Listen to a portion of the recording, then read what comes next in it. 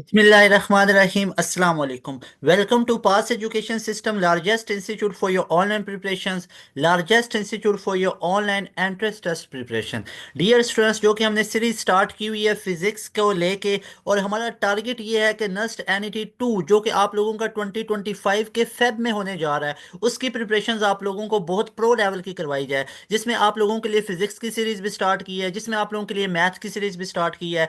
तो आप लोगों को जो फिजिक्स की सीरीज है इसको कंटिन्यू करवाते हुए आज जो हम लेक्चर नंबर 3 डिस्कस कर रहे हैं, जिसमें मैं आप लोगों के साथ डिस्कस करूंगा चैप्टर नंबर 5 और चैप्टर नंबर 6 के अंदर जो आप लोगों के नस्ट एनईटी 1 2024 के अंदर एमसीक्यूज आए थे उनको डिस्कस करेंगे, और वो जिन टॉपिक्स में से आए थे उन टॉपिक्स की कंप्लीट एक्सप्लेनेशन आप लोगों को दूंगा। इससे पहले आप लोगों के लिए गुड न्यूज़ है कि अगर आप लोग अपने नस्ट के एनईटी 2 की तैयारी करना चाहते हैं, कंप्लीट एक प्रॉपर वे में करना चाहते हैं, तो पास एजुकेशन सिस्टम ने न्यू सीट्स को इंट्रोड्यूस किया है। 100 सीट्स हम और लेके आए अपने स्टूडेंट्स की हाईली डिमांड के ऊपर, और आप लोगों ने 20 दिसंबर से पहले पहले अपनी सीट को रिजर्व कर लेना है, क्योंकि 20 दिसंबर से पहले पहले आप लोगों ने अपनी सीट को रिजर्व करना है। उसके बाद आप लोगों को गारंटी नहीं दे सकते हैं कि हमारे पास कोई सीट इसकी बची होगी या नहीं बची होंगी। तो 100 सीट्स हमने न्यू इंट्रोड्यूस की हैं। हमारे पास जो एक कंप्लीट स्पेस थी उसको हमने बढ़ाया है, अपने नंबर ऑफ स्टूडेंट को बढ़ाया है ताकि हम और ज़्यादा स्टूडेंट्स को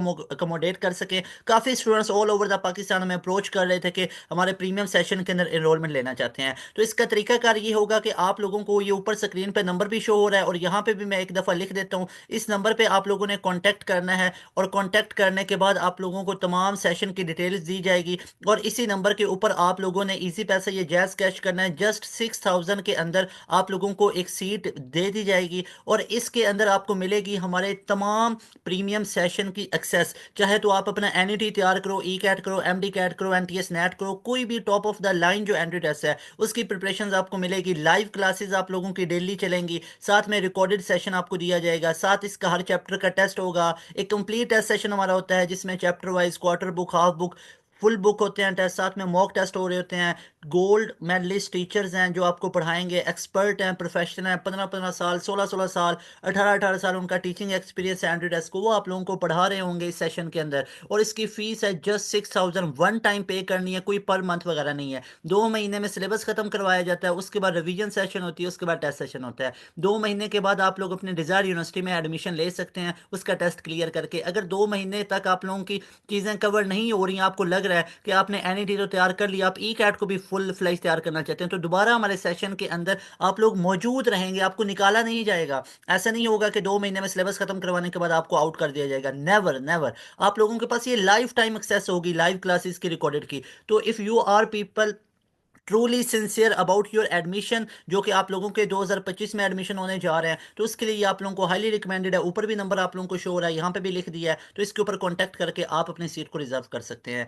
बाय मूविंग टूडेज लेक्चर आज by moving toward today's lecture, आज जो हम डिस्कस कर रहे हैं वो हम डिस्कस करेंगे 11th फिजिक्स का, क्योंकि हमने लेक्चर नंबर 1 2 डिस्कस किया जिसमें चैप्टर नंबर 1 2 3 4 को डिस्कस किया, और आज हम डिस्कस करेंगे 11th फिजिक्स का चैप्टर नंबर 5 और चैप्टर नंबर 6। तो सबसे पहले मैं चैप्टर नंबर 5 को डिस्कस करना चाहता हूं, जो कि आप लोगों के पास है सर्कुलर मोशन के रिलेटेड। तो इस चैप्टर के अंदर से एक तो सीधा सा एमसीक्यूज ये पूछा गया, एनईटी 1 2024 की बात कर रहा हूं, कि अगर कोई बॉडी सर्कुलर मोशन में रोटेट कर रही है तो वो सर्कुलर मोशन में किसकी वजह से रोटेट करती है। ऑप्शन दिए हुए थे, यहाँ पे हमारे पास है F C equal to M V square upon R, एक ये था। दूसरा ऑप्शन हमारे पास दिया हुआ था S C is equal to M V square upon R square, और सी ऑप्शन हमारे पास दिया हुआ था बोथ का, और डेल्टा ऑप्शन हमारे पास दिया हुआ था that was equal to tension. तो ऑलवेज रिमेंबर दैट जो सर्कुलर मोशन होती है वो ड्यू टू किसकी वजह से होती है, सेंट्रीपिटल फोर्स होती है, और सेंट्रीपिटल फोर्स का रिलेशन हमारे पास M V square upon R होता है। यहाँ पे कुछ चीज़ें और आपको मैं बताना चाहता हूँ, जैसे हमारे पास जो सेंट्रीपिटल फोर्स है उसका पेरेंट रिलेशन तो क्या होता है, that is M V square upon R. और यहाँ से आपको क्या पता चला, सेंट्रीपिटल फोर्स तो रेडियस के इनवर्सली प्रोपोर्शनल है। और एक और हमारे पास रिलेशन होता है that is M R omega square, और इससे पता चला कि सेंट्रीपिटल फोर्स तो रेडियस के डायरेक्टली है। तो dear students always remember, centripetal force कब रेडियस के इनवर्सली होगी, जब हमारे पास लीनियर वेलोसिटी कांस्टेंट होगी, और लीनियर वेलोसिटी को v से डिनोट किया जाता है। और सेंट्रीपिटल फोर्स कब रेडियस के डायरेक्टली प्रोपोर्शनल होगी, जब एंगुलर वेलोसिटी हमारे पास कांस्टेंट होगी, और एंगुलर वेलोसिटी को ओमेगा से शो किया जाता है। इसके बाद हम नेक्स्ट मूव करें तो हमारे पास आप लोगों ने याद रखना है, अगर कोई बॉडी फ्री फॉल कर रही हो, और एक ये क्वेश्चन आया हुआ था कि फ्री फॉल अगर कोई बॉडी कर रही है तो उस पर कौन सी फोर्स एक्ट करती है, याद रखना उस पर सिर्फ फोर्स ऑफ ग्रेविटी होता है, वो प्योरली फोर्स ऑफ ग्रेविटी के अंडर, यानी अंडर फोर्स ऑफ ग्रेविटी वो नीचे डाउन आ रहा होता है। और इसके ऊपर जब बॉडी फ्री फॉल करती है, एक तो ग्रेविटी एक्ट कर रही होती है जिसकी वैल्यू होती है 9.8 मीटर पर सेकेंड स्क्वायर, और दूसरा आप लोगों ने याद रखना है फ्री फॉल करते हुए बॉडी के ऊपर जो टेंशन होती है जो अपवर्ड फोर्स उस पर एक्ट करेगी, तो वो जो वेट के ऑपोजिट होती है वो टेंशन की फोर्स एक्चुअली कितनी होती है, दैट विल बी जीरो। तो ये आप लोगों ने याद रखना है। इसके बाद यहाँ पे एक कॉन्सेप्ट हमारे पास बहुत इंपॉर्टेंट है जिसमें प्रीवियस ईयर में तो एनईटी में क्वेश्चन आए हुए हैं, अभी आप लोगों के एनईटी 2025 या 3 या 4 के अंदर ये क्वेश्चन आ सकते हैं, जो हमारे पास रियल वेट और अपेरेंट वेट के बारे में है। तो यहाँ पे आप लोगों ने याद रखना है रियल वेट क्या होता है, फोर्स ऑफ ग्रेविटी जो किसी ऑब्जेक्ट पे एक्ट कर रही होती है, इसे हम कहते हैं W = mg। और एक अपेरेंट वेट होता है the weight measure by spring balance, जो स्प्रिंग बैलेंस से वेट को मेजर किया जाता है उसे हम कहते हैं अपेरेंट वेट। अब याद रखिएगा ये जो अपेरेंट वेट है ये ज़्यादा भी हो सकता है कम भी हो सकता है, रियल वेट हमेशा फिक्स होता है जो एक्चुअल में वेट होता है। अब यहाँ पे देखिए इसकी एग्जाम्पल कुछ केसेस डिस्कस किए गए हैं। फॉर एग्जाम्पल एक लिफ्ट है, एक हमारे पास एलिवेटर है, इस एलिवेटर में आप लोग अगर खड़े हुए हैं तो यहाँ पे देखेंगे अगर एलिवेटर ऊपर की तरफ मूव कर रही है, अगर ये ऊपर की तरफ मूव कर रही है तो इसकी कॉमन सेंस ये बनती है कि आप लोगों ने ऑब्जर्व किया होगा कि आप एक्सेलरेटर के ऊपर खड़े हो या एलिवेटर के ऊपर, तो यहाँ पे आप लोगों ने देखा होगा कि आपको अपना वेट ज़्यादा फील होता है। तो इट मीन्स के अब वेट ज्यादा फील होने का मतलब क्या है, ऊपर की तरफ फोर्स लग रही है तो टेंशन की फोर्स इसमें ज्यादा है, टेंशन की फोर्स वेट की फोर्स से ज्यादा है। तो अगर इन दोनों को इक्वेट करना चाहता हूँ, यानी टेंशन और वेट को इक्वल रखना चाहता हूँ, तो वेट के अंदर मुझे कुछ फैक्टर को ऐड करना पड़ेगा, जितना वो हमारे पास नेट फोर्स होगी तो वो हमारे पास एम जी के इक्वल है।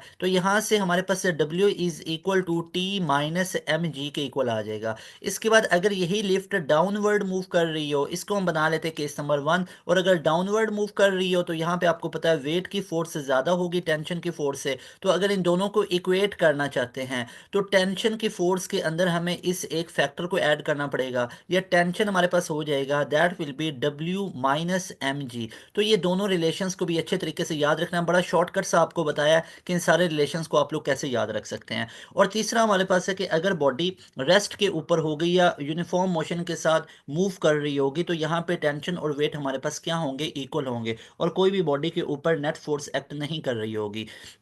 इसके बाद अगर हम डिस्कस कर लेते हैं हमारे पास चैप्टर नंबर 5 के अंदर जो फर्दर चीज़ें हैं, जो सर्कुलर मोशन है, तो इसके अंदर हमारे पास एंगुलर मोमेंटम बहुत ज़्यादा इंपॉर्टेंट है। ये हमारे पास होता है angular momentum movement of linear momentum. तो एक दफ़ा ये इसकी एग्जैक्ट डेफिनेशन आई थी लेकिन वो डेफिनेशन थोड़ी सी ट्रिकी पूछ लेता है कि movement of linear momentum that will be called angular momentum, angular momentum के इक्वल होता है। इसके अलावा यहाँ पे जो जियो स्टेशनरी ऑर्बिट्स है उस टॉपिक को आप लोगों ने लाजमी तौर पे एक दफ़ा टेक्स्ट बुक से रीड कर लेना, बहुत इंपॉर्टेंट है।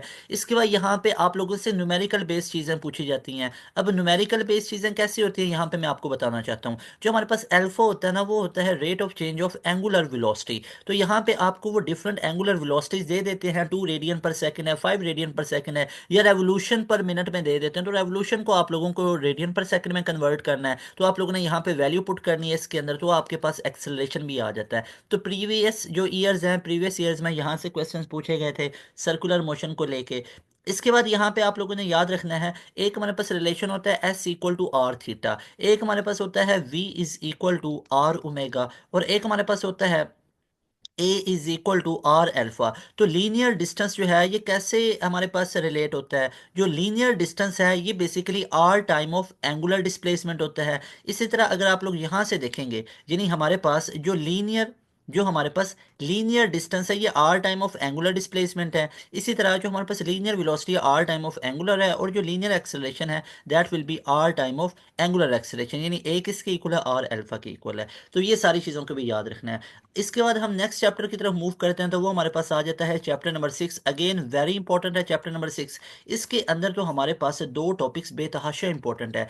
एक हमारे पास है इक्वेशन ऑफ कॉन्टिन्यूटी, एक इक्वेशन ऑफ कॉन्टीन्यूटी हमारे पास बहुत इंपॉर्टेंट है, और दूसरी हमारे पास इक्वेशन ऑफ बर्नौली बहुत इंपॉर्टेंट है। तो ये दोनों आप लोगों ने अच्छे तरीके से याद रख लेनी है। इक्वेशन ऑफ कॉन्टीन्यूटी बेसिकली किसके साथ डील करती है, ये law of conservation of mass के साथ है। और जो बर्नौली थ्योरम है ये basically law of conservation of energy के साथ है। ये क्वेश्चन एनईटी 1 2024 में 2 दफ़ा पूछा गया था। इसके बाद इस चैप्टर में से ये क्वेश्चन आया हुआ था कि जो वेंचुरी मीटर होता है बेसिकली, तो वेंचुरी मीटर जो कि किसको यूज करता है, वेंचुरी रिलेशन को यूज करता है, जो कि एप्लीकेशन ऑफ बर्नौलीज थ्योरम है, एक टॉरिसिलस थ्योरम है। तो ये वेंचुरी मीटर बेसिकली किसके लिए यूज किया जाता है, टू मैयर, ये बेसिकली किसको मैयर करता है, to measure speed of fluid, किसी भी फ्लूइड की स्पीड को मैयर करने के लिए हम वेंचुरी मीटर को यूज़ करते हैं।